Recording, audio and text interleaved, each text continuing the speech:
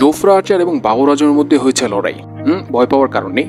তাদের লড়াইটা মুখোমুখি হয়নি, তাদের লড়াইটা হয়েছে চোখে চোখে, তাদের লড়াইটা হয়েছে ব্যাটে বলে। আমরা প্রত্যেকেই জানি বাবর আজম এই যুগের অন্যতম সেরা ব্যাটসম্যানদের মধ্যে একজন, এবং জোফরা আর্চারও এই যুগের অন্যতম ফাস্ট বলারদের মধ্যে একজন সেরা ফাস্ট বলার। তো এই দুজনের লড়াইটা দেখার জন্য ভক্তরা তো খুব এক্সাইটেড ছিলেন। তো এই লড়াইটা দেখার জন্য ভক্তদের বেশিক্ষণ অপেক্ষা করতে হয়নি। ইনিংসের দ্বিতীয় ওভারই জোফরা আর্চারকে অ্যাটাকে নিয়ে আসেন জস বাটলার। এই ওভারেই বাবর আজম সুবিধা করতে পারেননি জোফরা আর্চারের পক্ষে। ইংল্যান্ড ভার্সেস পাকিস্তান দ্বিতীয় টি-20তে জোফরা আর্চার যখন প্রথম ওভার করতে এসেছিলেন, তখন বাবর আজম তাকে বেধড়ক পিটুনি দিয়েছিলেন। আর এই ম্যাচে তিনি সেটারই বদলা হয়তোবা নিতে এসেছিলেন, কেননা তার এক্সপ্রেশন দেখে বোঝা যাচ্ছিল। প্রথম ওভারে দুর্দান্ত বল করেছিলেন জোফরা আর্চার, মাত্র 5 রান দিয়ে শেষ করেছেন তার ওভার। কিন্তু যত ঘটনা ঘটে পাওয়ার প্লে শেষ ওভার করতে আসেন জোফরা আর্চার, আর স্ট্রাইকেও ছিলেন বাবর আজম। আর সেট আপটা খুব সুন্দর করেছিলেন জোফরা আর্চার বা জস বাটলার।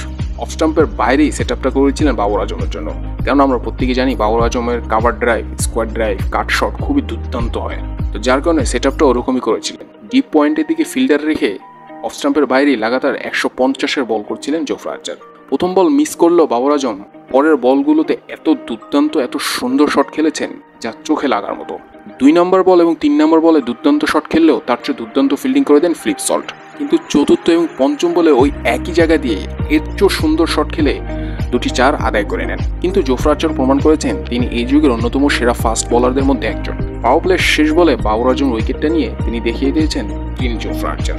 আর এই দুজনে এই ব্যাট বলের লড়াইটা দেখে ভক্তরা তো খুবই এক্সাইটেড বা আনন্দিত হয়েছেন। দিন শেষে ক্রিকেটেরই জয় হয়েছে।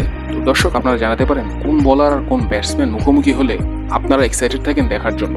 সেই বলার ব্যাটসম্যানের নামটা জানাতে পারেন।